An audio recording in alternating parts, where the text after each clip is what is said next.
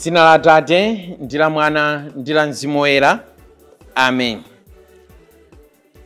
Tikulandireni abale ndi alongo mwa Ambuye pano pa Tiyankhuleni Ambuye. Lero limene ndi lachitatu pa 21 May 2025. Ndipo Ambuye Yesu akufuna atilankhule mmoyo wathu wa Chikhristu, kuti kodi tikamakhala pa Chikhristu chathu chimene timafuna kwenikweni titakwaniritsa ngati goal yathu ndi chani. Kodi chimene chimatipatsa chimwemwe and a sense of fulfillment, kuti apa ndiye Chikhristu changa chikuyenda bwino, ndiye ndichiti ndiziti. Lero chimene Ambuye Yesu akufuna kuti ife chimwemwe chathu tichipeze mu zinthu zimene zingathe kutithandizadi kuti tichipeze chipulumutso. Mawu athu oyamba ndi amene akutilimbikitsa kuti tipezedi zinthu zimene zingathe kutipatsa chimwemwe chenicheni nkutipezetsa chipulumutso. Ndipo mawu athu oyambawa akuchokera mu mbuku la Ntchito za Atumwi. Ntchito za Atumwi mutu 15 kuyambira ndime yoyamba kulekezera ndime ya 6. Amene akutiwerengera mawu oyamba ndi a Matthews Hastings Nkoma kuchokera ku Martyrs of Uganda Church, Our Lady of Light, Hermanus Parish, mu Archdiocese ya Cape Town, mdziko la South Africa. Ndipo uthenga wathu wabwino wa lero ukuchokera mu uthenga wa Yohane. Yohane mutu 15 kuyambira ndime ya 1 kulekezera ndime ya 8. Amene akutiwerengera mawu a mthenga wabwino komanso kutigawira mawu ndi Reverend Father John Enoch Kaliwamba kuchokera ku Our Lady of Fatima, Salima Parish, mu Archdiocese ya Lilongwe. Abale ndi alongo mwa Ambuye, tiyeni tikhalire limodzi. Adapangana kuti apite ku Yerusalemu kukakambirana ndi atumwi ndi akulu ampingo za nkhani ya kuumbala. Mawu oyamba. Mawu a m'buku la Ntchito za Atumwi.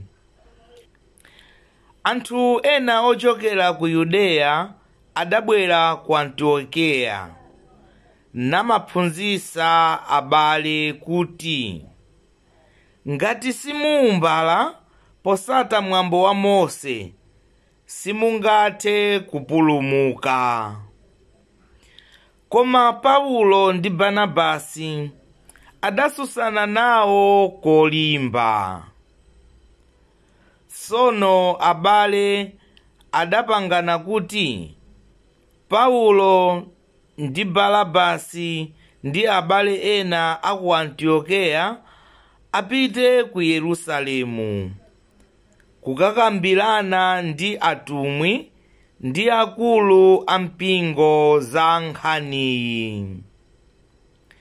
Mpingo utawatuma adadzera ku Fenisiya ndi Samariya akufotokoza za mmene anthu osakhala Ayuda adatembenukira mtima. Mawu amenewa adakondweretsa abale onse kwambiri. Pamene adafika ku Yerusalemu adalandiridwa ndi mpingo ndi atumwi ndi akuluakulu ampingo. Paulo ndi Barnabasi adawafotokozera ntchito zonse zimene Mulungu adachita mwa iwo. Koma okhulupirira ena amene kale adali m'gulu la Afarisi adayimirira nati, nkofunika kuti okhulupirira a mitundu ina awumbalidwe ndiponso awalamule kuti azisata malamulo a Mose. Sono atumwi ndi akuluakulu ampingo adasonkhana kuti ayione bwino nkhaniyi. Mawu a Ambuye. Tithokoze Mulungu. Yesu ndiye mpesa weniweni. Ambuye akhale nanu, akhalenso ndi mzimu wanu. Mawu a Uthenga Wabwino monga adalembera Yohane oyera.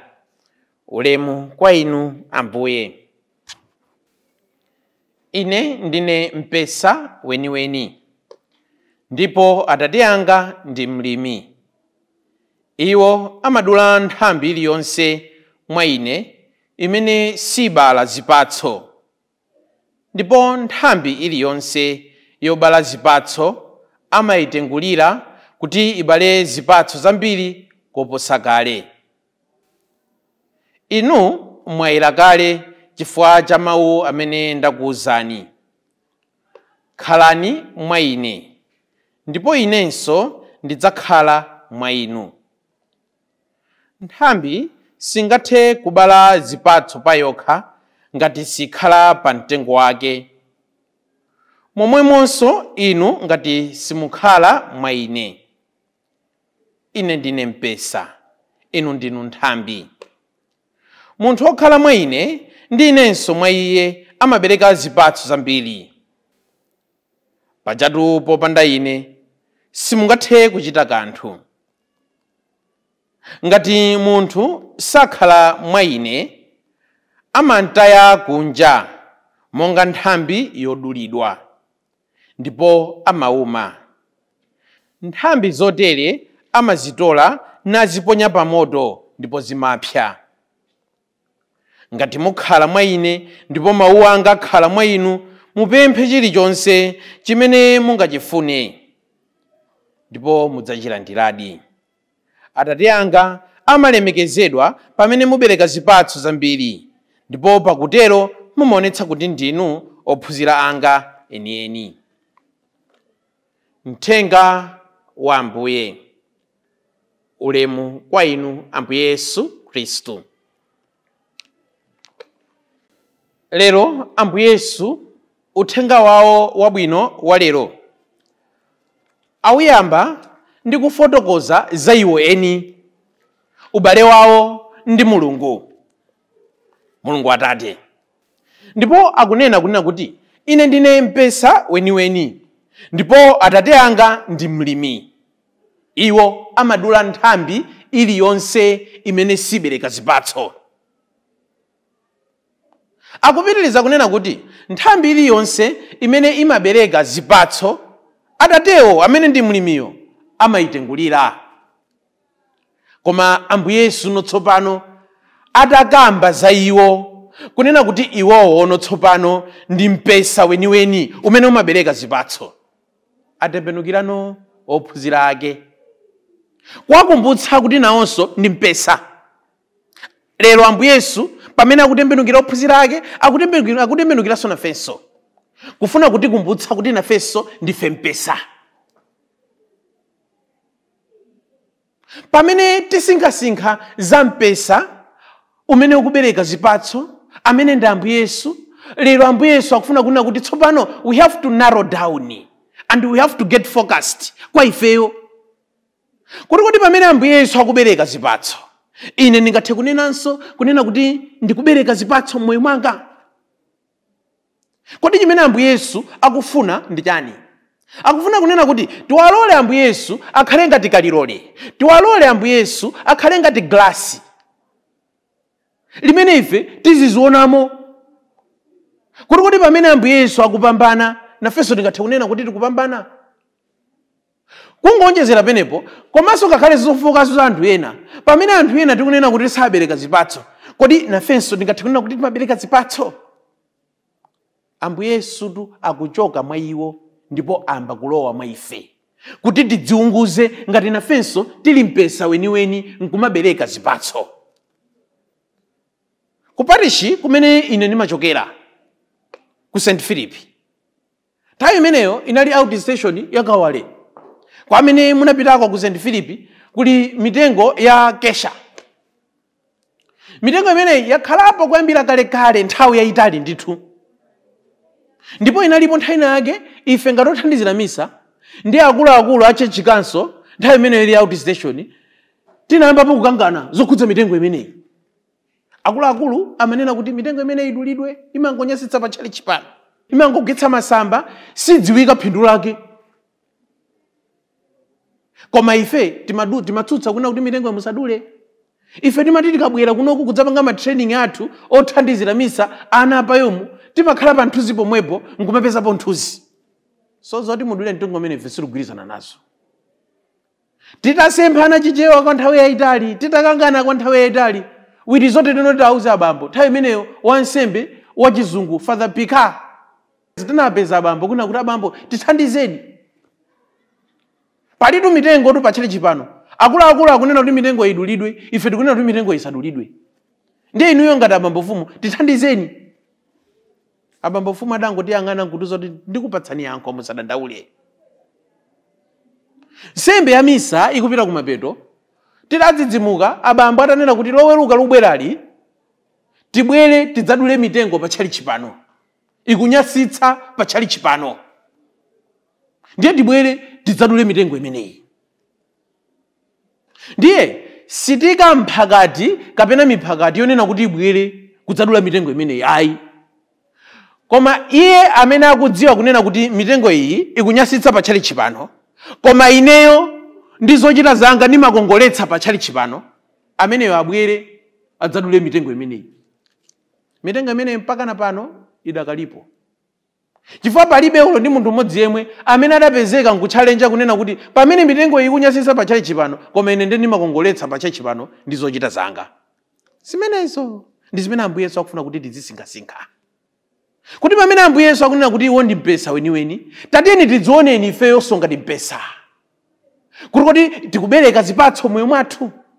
Pamene tikulozanso ena kunena kuti ni mipesa imene ikulephera kubereka zipatso, tatiyeni nafenso tikhalenso pasi nkudziona kunena kuti pamene awo mwina ndikuona kuti si mpesa umene ukubereka zipatso, si mtengo umene ukubereka zipatso, sa Khristu amene akubereka zipatso, nafenso Mulunguso lero Ambuye Yesu lero atipatsa mwayi oti nafenso tisinkesinke kuti kodi mwina nanenso tu ndikulephera kubereka zipatso. Inotu ndi nthawi imene ikuyandikira kuti tiyambe kampeni. Koma titati tione nthawi imene ya kampeni imene chimene chichuluke kumakhala kulozana kunena kuti awa ndi olephera, achimanichi ndi olephera, achimanichi alephera. Koma kuti pamene ena alephera ife sitidalephere. Ngakhalenso moyo wathu wa Chikhristu mwina nafenso tizisinkhasinkha kunena kuti pamene mwina tikuona ngati mwina atsogolera a dziko akulephera, mwina nafenso kudzeraso mu zochita zathuso tikulepheranso pa level yathunso, tikulepheranso kubereka zipatso. Sizikutanthauza kunena kuti kulephera kwathu kupangitse kunena kuti kulephera kwawo kuoneke kunena kuti ndi kwabwino ayi. Koma titengerepo mwayi kuti mwina atu kulephera kwawo kuti thandize kutiunikirenso kuti nafenso tikulepheranso. Mwina atu ena alephera kuyendetsa dziko, koma ife mwina talephera kuyendetsa mpakati. Mwina atu ena atu alephera kuyendetsa dziko, koma ife mwina talephera kuyendetsa banja lathu. Lero Ambuye Yesu akufuna kuti tisinkhesinkhe. Chifukwa cha kulephera cha kusinkhasinkha, mipesa imene ikuchuluka si mipesa yeniyeni, chifukwa cha kulephera kusinkhasinkha. Wina aliyense should sit down and listen to the song of silence. Wina aliyense akhale pansi ndipo amvetsere nyimbo yachete yabata mumtima mwake nkudzifunsa kuti ndine mpesa weniweni. Mwinatu m'mabanjamu yachuluka ni mipesa imene sikubereka zipatso. Mwinatu mudziko mwathu yachuluka ni mipesa imene sikubereka zipatso. Koma chifukwa chani? Koma mwina chifukwa chonena kuti timalephera kuti tikhale ni nthawi yosinkhasinkha kuti ndine mpesa wa mtundu wanji. Iye amene amadzipatsa mpata woti asinkhesinkhe ndi iyenso amenenso amazindikira kunena kuti ndikulephera apa ndipo ndikoze moteremo. Kenaka uthenga wabwino wa lero ukufana nanso kwambiri, ukulumikiza nanso kwambiri ndi mawu athu oyamba. Kuti ndi chani chimene chimawakondweretsa Ayuda? Kodi ndi chani chimene chimawakondweretsa Ayuda?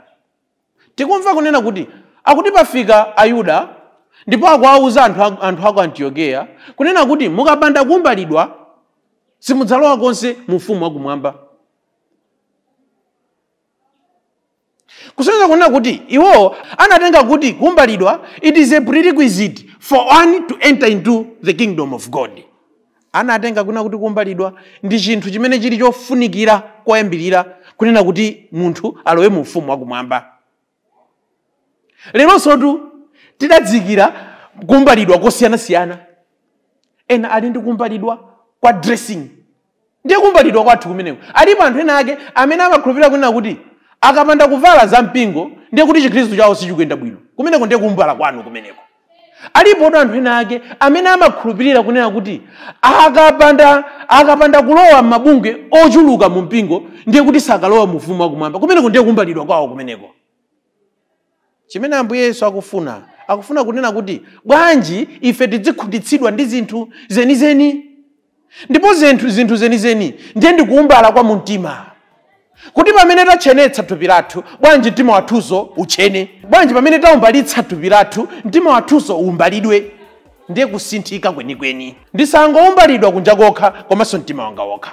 Ndisangochenetsa chithupi chokha komanso ngakhalenso mtima wanga womwe. Amen.